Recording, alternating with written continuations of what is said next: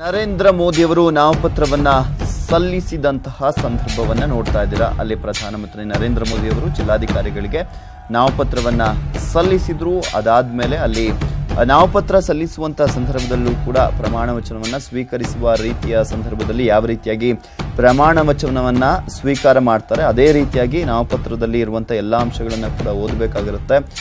ಸತ್ಯ ನಿಷ್ಠೆ ಇದೆಲ್ಲವಕ್ಕೂ ಕೂಡ ನಾವು ಬದ್ಧರಾಗಿರ್ತೇವೆ ಅಂತ ಹೇಳ್ತಾ ಹಾಗೆ ಈಶ್ವರನ ಹೆಸರಿನಲ್ಲಿ ಪ್ರಧಾನಮಂತ್ರಿ ನರೇಂದ್ರ ಮೋದಿಯವರು ನಾಮಪತ್ರವನ್ನ ಸಲ್ಲಿಸ್ತಾರೆ. 5 ಪ್ರಧಾನಮಂತ್ರಿ ನರೇಂದ್ರ ಮೋದಿಯವರು ಅವರ ನಾಮಪತ್ರಕ್ಕೆ ಸೂಚಕರಾಗಿ ಸಹಿಯನ್ನ ಮಾಡಿದ್ದಾರೆ. ಸೂಚಕರಾಗಿ ಬಂದಿದ್ದು ಯಾರು ಅಂತ ನೋಡೋದಾದ್ರೆ ಇಲ್ಲಿ ಹೆಣ ಸುಡುವಂತ ವ್ಯಕ್ತಿಯ ಮಗ ಅವರು ಚೌಕಿದಾರ್ ದೋಮ್ರಾಜ್ ಅವರು ಸಹಿಯನ್ನ ಹಾಕಿರುವಂತದ್ದು. ಅನ್ನಪೂರ್ಣ ಶುಕ್ಲಾ ಕಾಲಿಗೆ ನಮಿಸಿದ್ರು ಪ್ರಧಾನಮಂತ್ರಿ ನರೇಂದ್ರ ಮೋದಿ ಅವರು. ಹಾಗೆ ಮದನ್ ಮೋಹನ್ ಮಾಳವೀಯ ಮೊಮ್ಮಗಳು ಅವರು ಮದನ್ ಮೋಹನ್ ಮಾಳವೀಯ ಅವರ ಮೊಮ್ಮಗಳು ಅವರು ಕೂಡ ಇದ್ರು. ಅವರ ಕಾಲಿಗೆ ಬಿದ್ದು ನಮಸ್ಕಾರವನ್ನ ಮಾಡಿ ನಂತರ ನಾಮಪತ್ರವನ್ನ ಇಸ್ಕೊಂಡ್ರು ಪ್ರಧಾನಮಂತ್ರಿ ನರೇಂದ್ರ ಮೋದಿ ಅವರು ಕೂಡ ಅಲ್ಲಿ ಸಹಿಯನ್ನ ಹಾಕಿರುವಂತದ್ದು ಸೂಚಕರಾಗಿ. ಬನಾರಸ್ ಹಿಂದೂ ವಿವಿಯ ಸ್ಥಾಪಕರಾಗಿದ್ದಂತಹ ಮಾಳವೀಯ ಅವರ ಮೊಮ್ಮಗಳು ಅವರು. ಮೋದಿಗೆ ಸಾಥ್ ಕೊಟ್ಟಂತವರು ಯಾರು ಅಂತ ತೋರಿಸ್ತಾ ಇದೀವಿ. ಕಾನೂನು ಸಲಹೆಗಾರರಾಗಿರುವಂತಹ ಭಗತ್ ಕಳೆದ 3 ದಶಕಗಳಿಂದ ಕೂಡ ಮೋದಿಗೆ ಸಲಹೆಗಾರರಾಗಿದ್ರು. 2002ರಲ್ಲಿ ಮೊದಲ ಬಾರಿ ಚುನಾವಣೆಗೆ ಸ್ಪರ್ಧಿಸಿದಾಗಿನಿಂದಲೂ ಕೂಡ ಸೇವೆಯನ್ನ ಸಲ್ಲಿಸ್ತಾ ಇದ್ದಾರೆ. ಮೋದಿ ನಾಮಪತ್ರಕ್ಕೆ NDA ದಿಗ್ಗಜರೆಲ್ಲರೂ ಕೂಡ ಒಂದ್ ಕಡೆ ನಾಮಪತ್ರ ಸಲ್ಲಿಕೆ ಮಾಡೋದಕ್ಕೂ ಮುಂಚೆ ಅವರೆಲ್ಲರೂ ಕೂಡ ಸಾಥನ್ನ ನೀಡಿದ್ರು, ಒಗ್ಗಟ್ಟನ್ನ ಪ್ರದರ್ಶನ ಮಾಡಿದ್ದನ್ನ ಕೂಡ ನಾವು ನೋಡಿದ್ವಿ. ಇನ್ನೂ ಕೂಡ ಪ್ರಧಾನಮಂತ್ರಿ ನರೇಂದ್ರ ಮೋದಿ ಅವರ ನಾಮಪತ್ರದ ಪರಿಶೀಲನೆ ಕೆಲವೊಂದು ಸಹಿಯನ್ನ ಹಾಕಬೇಕಾಗಿರುತ್ತೆ, ಕೆಲವೊಂದನ್ನ ನೋಡ್ತಾ ಇರ್ತಾರೆ. ಇನ್ನು ಒಂದು ಯಾರ್ದಾದ್ರೂ ಸೈನ್ ಮಿಸ್ ಆಗಿದ್ರೆ ಅಥವಾ ಯಾವ್ದಾದ್ರು ಒಂದು ಕಾಲಮ್ ಮಿಸ್ ಆಗಿದ್ರೆ ಅದನ್ನು ಕೂಡ ಚೆಕ್ ಮಾಡ್ತಾ ಇರ್ತಾರೆ. ಇದೆಲ್ಲವೂ ಆದ ಮೇಲೆ ನಂತರ ಅವರಿಗೆ ಓಕೆ ಅಂದಾದ್ಮೇಲೆನೆ ಅಲ್ಲಿ ಯಾರೇ ಅಭ್ಯರ್ಥಿ ಆಗಿರಲಿ ಅವರು ಬರಬೇಕಾಗಿರುತ್ತೆ. ಪ್ರಧಾನಮಂತ್ರಿ ನರೇಂದ್ರ ಮೋದಿ ಅವರು ನಾಮಪತ್ರವನ್ನ ಸಲ್ಲಿಸಿದಂತಹ ಸಂದರ್ಭವನ್ನ ನೀವು ಕೂಡ ನೋಡ್ತಾ ಇದ್ದೀರಾ. ಇಲ್ಲಿ ಒಂದು ನಾಮಪತ್ರವನ್ನ ಸಲ್ಲಿಸುವಂತವ್ರು ಅದೆಷ್ಟೇ ದೊಡ್ಡ ವ್ಯಕ್ತಿ ಆಗಿರಲಿ, ಪ್ರಧಾನಮಂತ್ರಿ ಆಗಿರಲಿ, ಯಾರೇ ಆಗಿರಲಿ, ಈ ಒಂದು ಸಂದರ್ಭದಲ್ಲಿ ಮಾತ್ರ ಆ ಒಬ್ಬ ಅಧಿಕಾರಿ ಯಾರೇ ಇದ್ರು ಕೂಡ ಅವ್ರು ಕೂತ್ಕೊಂಡಿರ್ತಾರೆ. ಆ ಒಬ್ಬ ಪ್ರಜಾಪ್ರಭುತ್ವದ ಎಷ್ಟೇ ದೊಡ್ಡ ವ್ಯಕ್ತಿ ಆಗಿದ್ರು ಕೂಡ ಅವರ ಮುಂದೆ ನಿಂತು ನಾಮಪತ್ರವನ್ನ ಸಲ್ಲಿಸಬೇಕಾಗುತ್ತೆ. ಸೊ ನೀವು ಕೂಡ ನೋಡ್ತಾ ಇದ್ದೀರಾ ನಾಮಪತ್ರವನ್ನ ಸಲ್ಲಿಸಿದಂಥವರು ಯಾರೆಲ್ಲ ಇದ್ದಾರೆ ಅಂತ.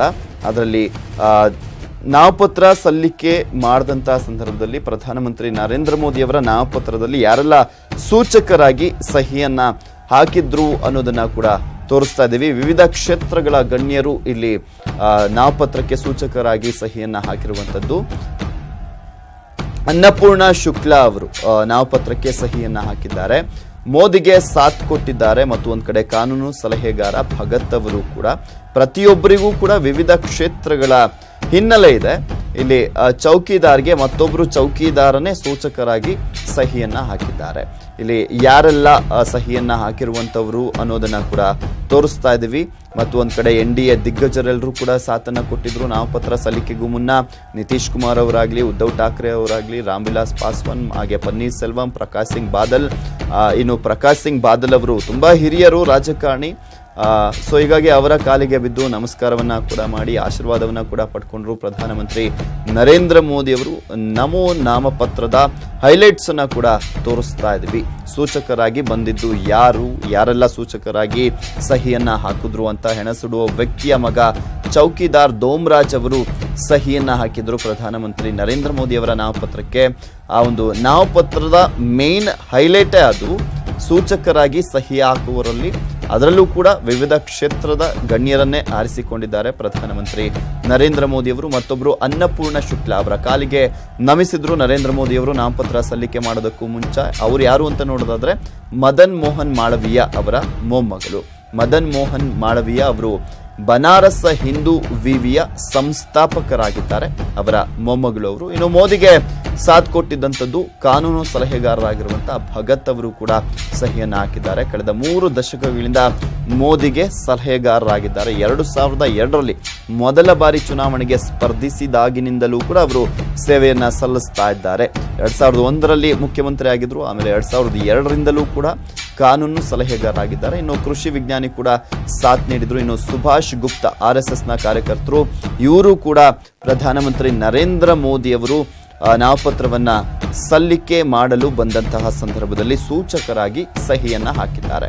ಎಲ್ಲ NDA ಅಂಗಪಕ್ಷಗಳ ನಾಯಕರು ಕೂಡ ಸಾಥನ್ನ ನೀಡಿದ್ರು. ನಾವು ನೋಡಿದ್ವಿ ಸಾಕಷ್ಟು ಜನ ಮೇನ್ ಅಭ್ಯರ್ಥಿಗಳು ನಾಮಪತ್ರವನ್ನ ಸಲ್ಲಿಸುವಂತಹ ಸಂದರ್ಭದಲ್ಲಿ ಒಂದು ಅಭ್ಯರ್ಥಿ ಮತ್ತೊಂದ್ ಕಡೆ ಆ ಪಕ್ಷದ ಪ್ರಮುಖ ನಾಯಕರು ಇರ್ತಾರೆ, ಮತ್ತೊಂದ್ ಕಡೆ ಅವರ ಕುಟುಂಬದ ಸದಸ್ಯರು ಇರ್ತಾರೆ. ಈ ರೀತಿಯಾದಂತಹ ಒಂದು ಸಂದರ್ಭ ಇರುತ್ತೆ ನಾಮಪತ್ರ ಸಲ್ಲಿಸುವಂತಹ ಸಂದರ್ಭದಲ್ಲಿ.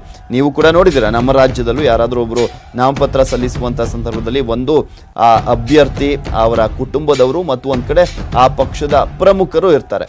ಇಲ್ಲಿ ನರೇಂದ್ರ ಮೋದಿ ಅವರು ನಾಮಪತ್ರವನ್ನ ಸಲ್ಲಿಕೆ ಮಾಡ್ತಾ ಇರುವಂತಹ ಸಂದರ್ಭದಲ್ಲಿ ನರೇಂದ್ರ ಮೋದಿ ಅವರ ಕುಟುಂಬದವರು ಯಾರು ಇಲ್ಲ. ಆದ್ರೆ ನರೇಂದ್ರ ಮೋದಿ ಅವರ ಜೊತೆಯಾಗಿ ಮದನ್ ಮೋಹನ್ ಮಾಳವೀಯ ಬನಾರಸ್ ಹಿಂದೂ ವಿವಿಯ ಸಂಸ್ಥಾಪಕರ ಮೊಮ್ಮಗಳು ಇದ್ರು. ಹಾಗೆ ಮೋದಿಗೆ ಕಾನೂನು ಸಲಹೆಗಾರ ಭಗತ್ ಅವರು ಸಾಥನ್ನ ನೀಡಿದ್ರು. ಮತ್ತು ಒಂದ್ ಕಡೆ ಕೃಷಿ ವಿಜ್ಞಾನಿ ಸಾಥನ್ನ ನೀಡಿದ್ರು.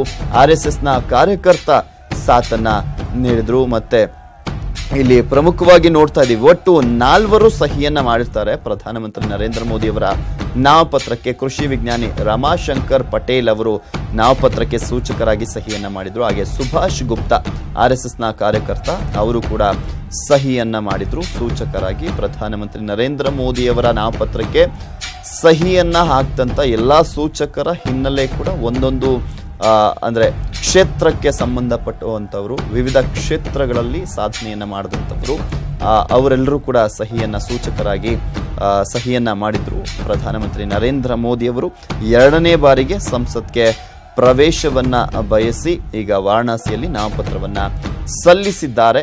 ಜಿಲ್ಲಾಧಿಕಾರಿಗಳಿಗೆ ನಾಮಪತ್ರವನ್ನ ಸಲ್ಲಿಸಿರುವಂತದ್ದು 2ನೇ ಬಾರಿಗೆ ಅದು ಅವರು ಸಂಸತ್ಗೆ ಪ್ರವೇಶವನ್ನ ಮಾಡ್ತಾ ಇರುವಂತದ್ದು. ಇಲ್ಲಿ ಗೆದ್ದರೆ ಮೊದಲ ಬಾರಿಗೆ ಸಂಸತ್ಗೆ ಪ್ರವೇಶ ಮಾಡಿದ್ದು 2014ರಲ್ಲಿ 14ನೇ ಪ್ರಧಾನಮಂತ್ರಿಯಾಗಿ.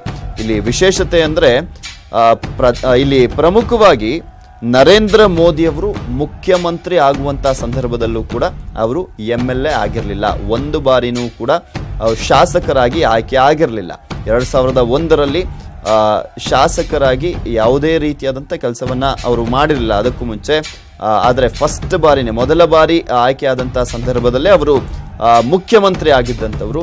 ಇನ್ನು ಮೊದಲ ಬಾರಿಗೆ ಸಂಸತ್ಗೆ ಪ್ರವೇಶವನ್ನ ಮಾಡಿದಂತಹ ಸಂದರ್ಭದಲ್ಲೇ ಮೊದಲ ಬಾರಿಗೆ ಅವರು ಪ್ರಧಾನಮಂತ್ರಿಗಳು ಕೂಡ ಆಗ್ತಾರೆ. ನಾವು ನೋಡಿದ್ದೀವಿ ಸಾಕಷ್ಟು ಜನ 9 ಬಾರಿ ಸಂಸದರಾಗಿದ್ದಾರೆ, 10 ಬಾರಿ ಸಂಸದರಾಗಿದ್ದಾರೆ, ಸಾಕಷ್ಟು ಬಾರಿ ಚುನಾವಣೆಗಳನ್ನು ಎದುರಿಸಿದ್ದಾರೆ. ಅವರ್ಯಾರು ಕೂಡ ಮೊದಲ ಬಾರಿ ಸಂಸದರಾದಂತಹ ಸಂದರ್ಭದಲ್ಲೇ ಆಗಲಿ 10 ಬಾರಿ ಸಂಸದರಾದಂತಹ ಸಂದರ್ಭದಲ್ಲೂ ಕೂಡ ಆ ಒಂದು ಆಸೆ ಏನಿರುತ್ತೆ ರಾಜಕೀಯದಲ್ಲಿ, ಅತ್ಯುನ್ನತ ಶ್ರೇಷ್ಠ ಒಂದು ಸ್ಥಾನ ಅಂದ್ರೆ ಒಂದು ಪ್ರಧಾನಮಂತ್ರಿ, ಇನ್ನ ರಾಜ್ಯದಲ್ಲಿ ಮುಖ್ಯಮಂತ್ರಿ, ಆ ಸ್ಥಾನಗಳನ್ನ ಪಡ್ಕೊಳ್ಳೋದಕ್ಕೆ ಆಗಿರೋದಿಲ್ಲ. ಆದರೆ ಪ್ರಧಾನಮಂತ್ರಿ ನರೇಂದ್ರ ಮೋದಿ ಅವರ